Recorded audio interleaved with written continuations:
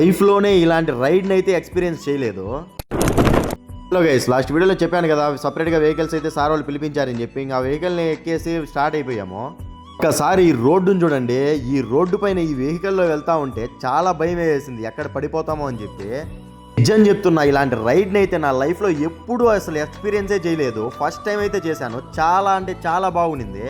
ఒకసారి ఈ వ్యూ పాయింట్లు చూడండి ఎంత బాగున్నాయో. ఎటు పక్క చూసినా కూడా కొండలు అయితే ఉన్నాయి. కొండల మధ్యలోంచి మేము ట్రావెల్ చేస్తూ ఉంటే వేరే లెవెల్లో ఉండింది. ఈ దూరం వచ్చేసిన తర్వాత డ్రైవర్ అయితే వెహికల్ని సైడ్ ఆపి ఇంకా మీరైతే మింగేయండి అని చెప్పాడు. అసలు అలా ఎందుకన్నాడంటే మేము వెళ్ళాల్సిన ప్లేస్కి అయితే ఇంకా 2 కిలోమీటర్స్ అయితే ఉంది. 2 కిలోమీటర్స్ నడుచుకుంటూనే వెళ్ళాలి. వెహికల్స్ అయితే రాలేవు ఈ రోడ్లో.